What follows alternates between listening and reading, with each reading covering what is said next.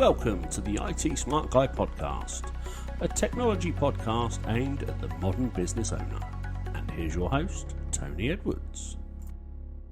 Hello and welcome to episode 7 of the IT Smart Guy podcast, the tech-based podcast for the modern business owner. My name is Tony, and in this episode we'll discuss the high number of people who don't properly password protect their Wi-Fi, a speed boost that's inbound to Microsoft Teams, and why business owners might pay against ransomware. We'll then chat about the meaning of success in the brain dump, and as always, at the end, I'll be sharing my tip of the episode. Let's jump in, shall we? Let's look at what's happening in the news.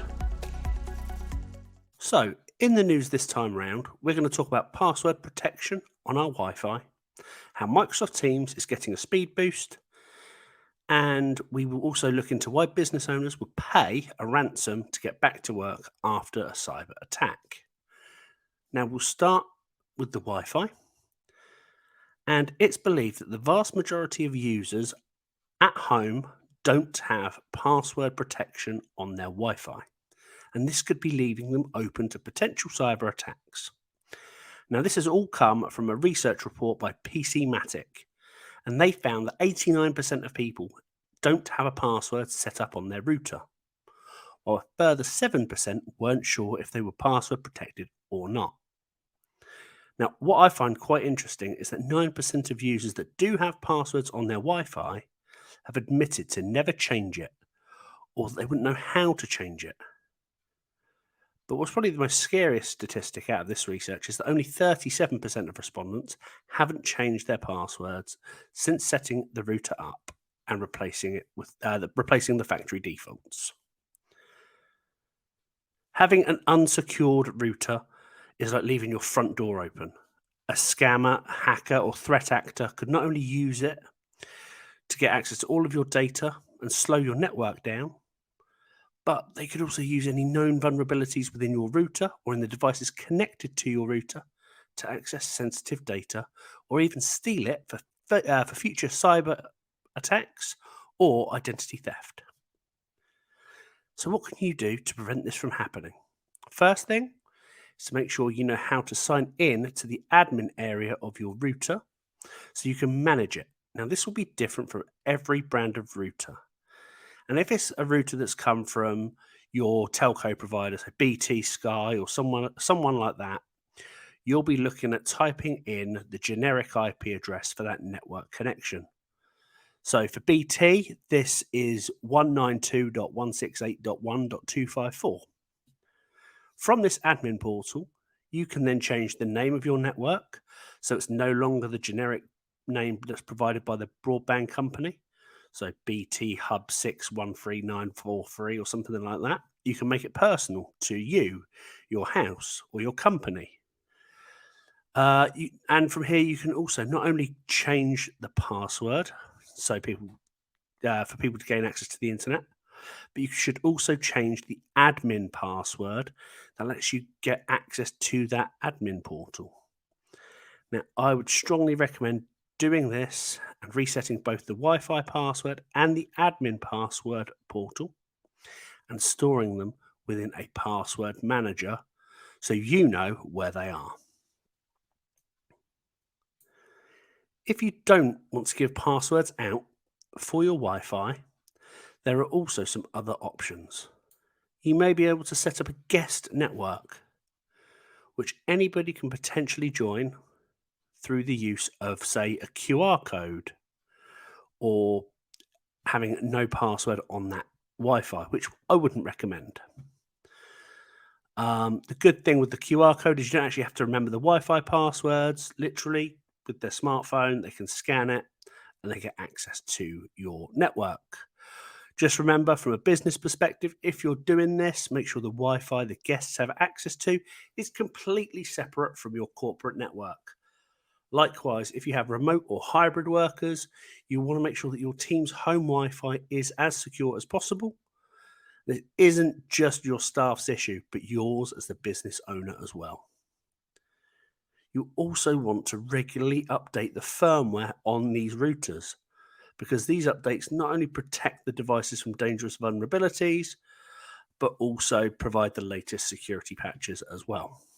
So from Wi-Fi, we're going to jump to Microsoft Teams. So Microsoft recently announced a long-awaited upgrade to the speed of Microsoft Teams. Teams is the video meeting client used by loads of businesses around the world. And the Windows and Mac desktop clients will benefit from this speed boost in the next update, which is being rolled out right now.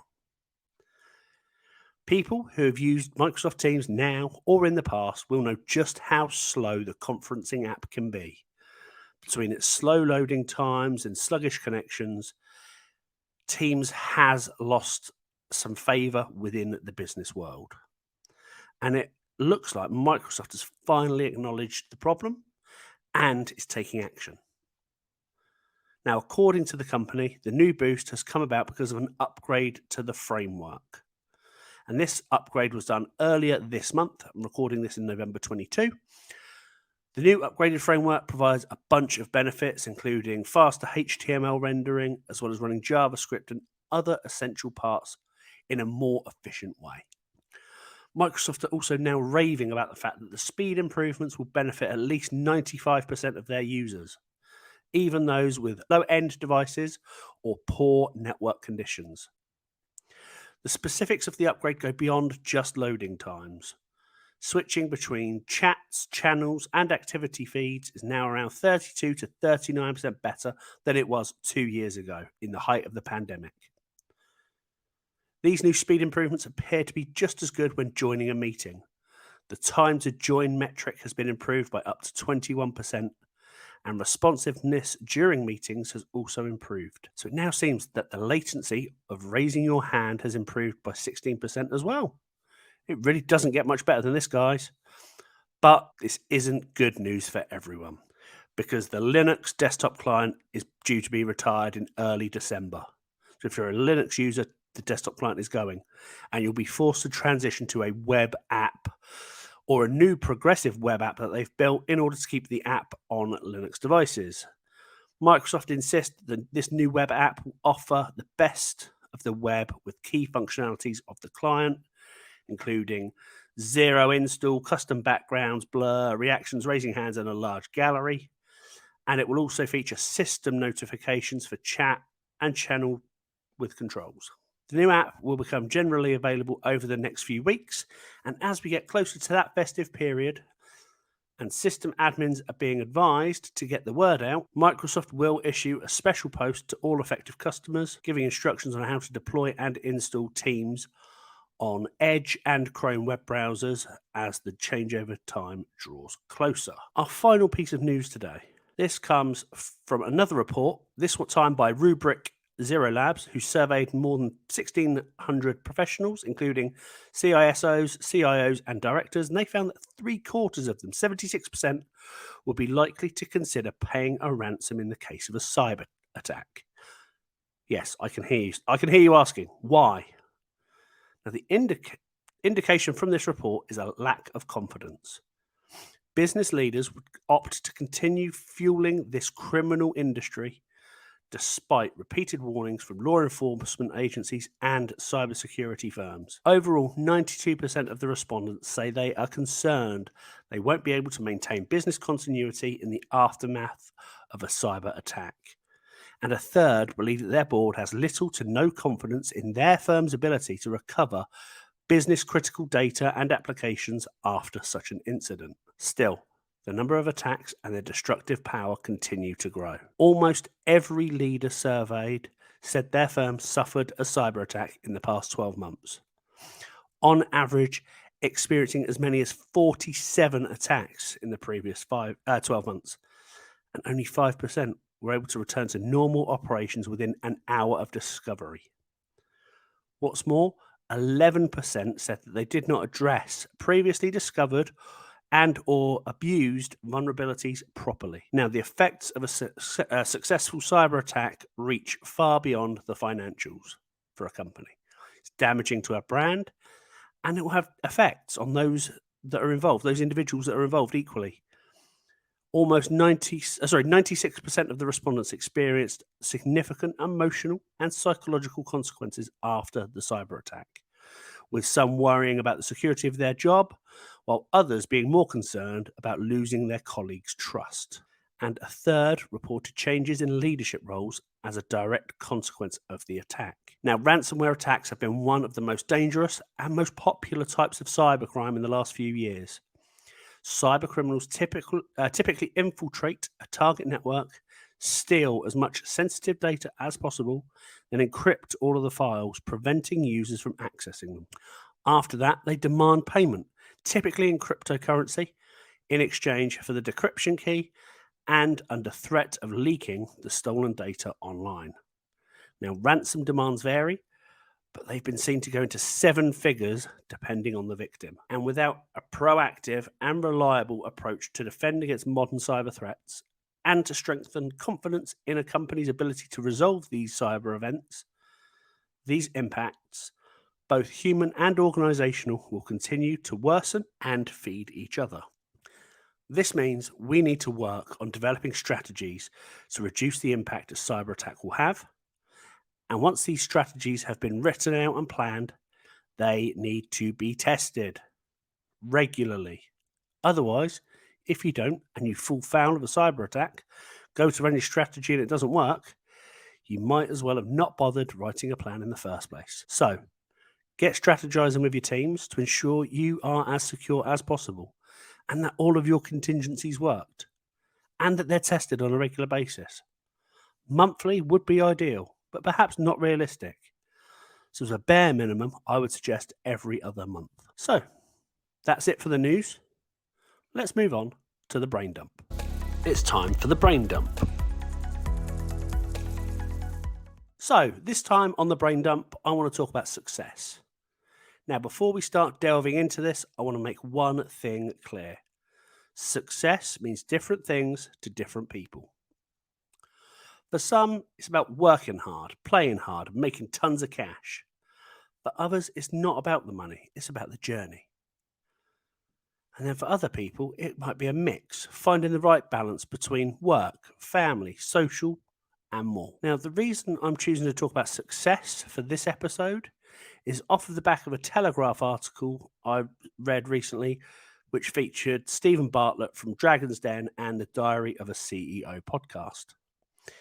In that article, he clearly admitted that he was an out-of-balance workaholic, and it was insecurity and that pursuit to make loads of money that got him to becoming a millionaire at just 23 years old.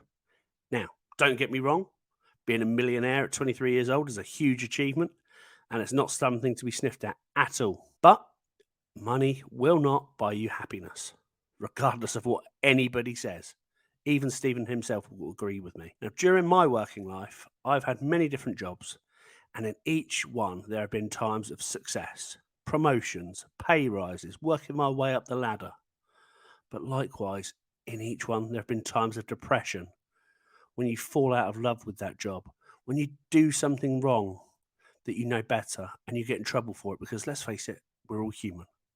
We all make mistakes, and it's about learning from those mistakes and not letting those mistakes define you. Having success at work or in your career is one thing. It's one aspect of life. But what about at home? What about in your health or your finance? Each one of these aspects could be attributed to success. Now, true success to me is finding a balance of all of these aspects, because chances are, if you're succeeding in one, you're failing somewhere else. Now, I can openly admit right now, I'm failing myself and my overall success. And that is down to my weight and my health. It's not where it should be for my age. I've had people make comment to others, including to members of my family, but nobody makes a comment to me. This tells me a couple of things. Firstly, people might have a bit too much time on their hands to make comment about somebody else. And secondly, that perhaps I'm not as approachable as I think. Or that people are concerned that I might have some sort of reaction to that comment, so they'd rather speak to somebody else. Now, I'm not a monster. I'm genuinely a nice person, I'd like to think. Yeah, I Probably, no, I definitely swear too much.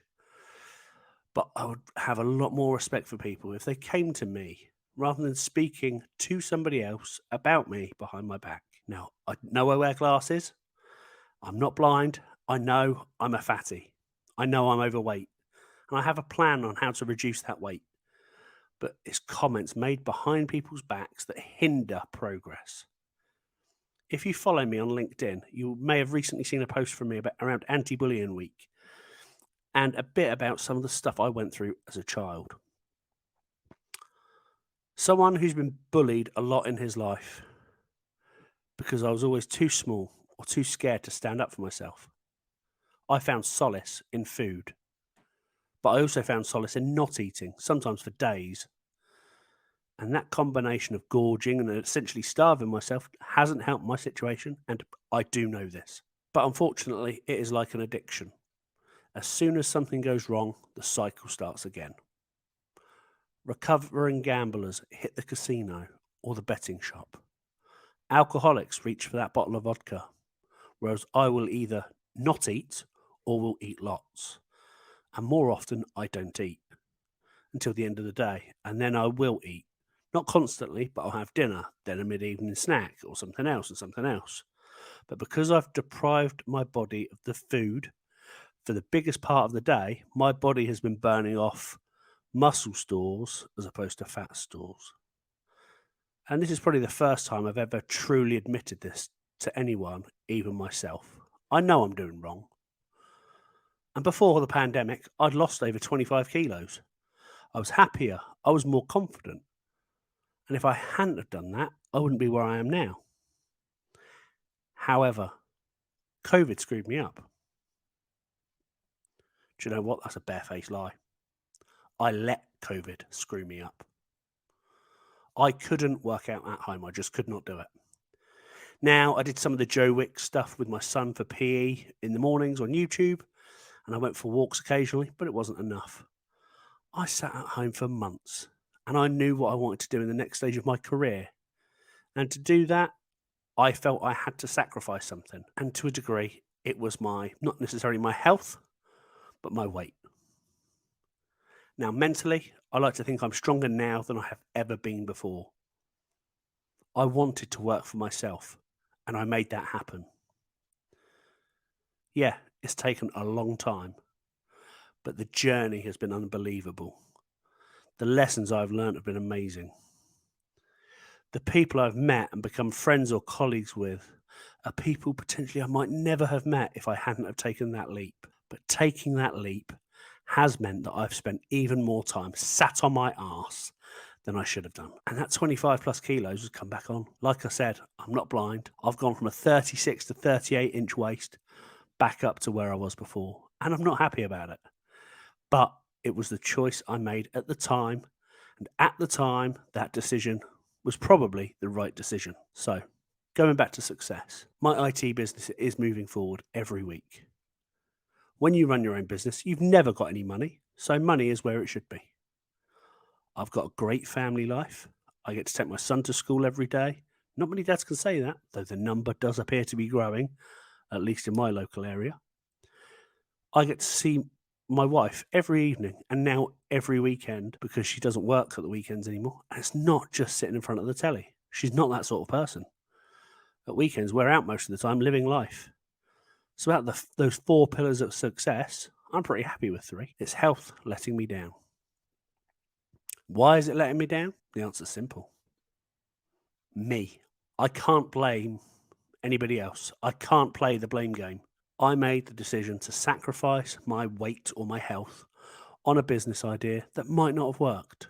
It still might not work. When this podcast episode goes out, my business will on paper be 3 years old. But I've only really been working in it full time for 6 months. Now, in those 3 years, I've been made redundant. I've stacked supermarket shelves. I've taken on little jobs I never thought I would. And I've even trained elderly people on basic digital skills, all to get me to where I am now. So, 2023 for me is all about that 4th pillar of success, health. Does that mean I stop monitoring or managing the other 3? Of course not. It's about finding that balance. Is it going to be easy? No, it's probably going to be harder now than it ever was before. But I've got people behind me. I've got people that have seen me do it before, and people that won't make judgment comments and that will give me some support. I know what I have to do. I know I can do it. 2023, screw it, from now is doing just that. Am I successful up here? Yes, I am. I would love to know what success means for you. As always, these episodes are shared across social media, so please find a post about this episode and leave a comment telling me what success means for you. I am truly interested because you never know how one person can help another achieve their level of success. Now, this podcast, while it is predominantly about business and technology, well-being is an important part of both. And after spending years with my head buried deep in the sand about a lot of things, I've come to the realization that it's important to talk about it. There will be people, you know, family, friends, colleagues, employees that are struggling with something. It could be visible, it could be invisible, and they may not be ready to talk about it just yet, and that's fine. But you need to be there when they're ready to talk because they may want to talk to you. If you're struggling with something, I want to give you some advice I wish I'd listened to years ago. Bottling things up doesn't work. It messes with your head. It screws up your emotions and distorts how you look at the world. And it takes a long, long time to resolve if you are ever even able to. Now, I've bottled things up for years and years, and I find it really difficult to open up. Funnily enough, until the pandemic hit. The pandemic changed my life, and as horrible as it sounds, it changed it for the better. Now, BT used to have a strapline, it's good to talk, and it really is. So if you're struggling, whether it's with business, with money, with your health, or you just want someone to talk to, and you want someone that won't judge, please do feel free to reach out. If I can't help you, chances are someone that I know might be able to. That's it for the brain dump. Now, let's move on to the tip of the episode. Our tip of the episode. So, my tip of the episode this time is based on well-being and your own mental health, and I alluded to it in the brain dump. Don't suffer in silence. Be the person you want to be. Life throws curveballs at us all of the time. If you had told me 5 years ago I was going to be working for myself, working with people all over the globe, let alone talking into a camera, hosting a podcast show, I'd have said you're talking utter rubbish. 5 years ago, I wasn't confident in my own ability because of the years of suffering I'd put myself through by not speaking up about everything I went through back in the day. God, I hate the term back in the day. At work, I'd mute myself. I wouldn't speak up if I disagreed with a decision because I was worried I was the only one thinking what I did. And I didn't have that self-belief. A friend of mine says that success brings confidence and that confidence then brings success. And that is so true. Brad Burton, if you're listening, thanks for that one. I'm stealing it. The only person holding you back is you. And breaking that cycle of doubt and low self-worth is bloody hard, and it takes a long time. Finding people you can open up to is the first step. And once you have, all of a sudden, you'll have clarity. The brain fog, it will lift, and you'll look back and wonder why it let you hold you back. And this is something I wonder about every day. And I'm probably now the truest form of myself than I've ever been.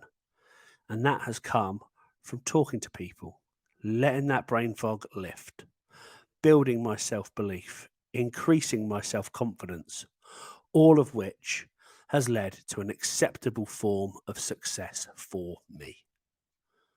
Like I said in the brain dump, I would love to know what success means to you. Do leave a comment with your version of success on YouTube or on any of my social posts about this episode. I promise I will respond. So, that's it for this episode. We've reached the end. I've been Tony, the IT Smart Guy. Thank you so much for watching or listening. I hope you found the episode insightful, and I look forward to speaking to you again in the next episode. Next time round, we welcome our next guest, Mr. Gareth Jones of Oak Hill Embroidery. We talk about how technology has helped him with his business. And if you've enjoyed this episode or any of our other episodes, please let us know by leaving a comment or a review. And we'd love for you to subscribe on YouTube, Spotify, Apple Podcasts, or wherever you get your podcasts. But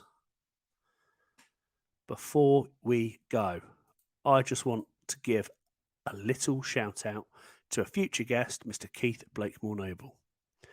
I spoke about him in the last episode as well. His crowdfunder is still running for another week. And if you're interested in finding out more, go to crowdfunder.co.uk/anti-manipulation. Look forward to speaking to you next time. Thanks for listening to the IT Smart Guy podcast. We hope you've enjoyed this episode, and we'd love for you to like and subscribe on your podcast platform of choice.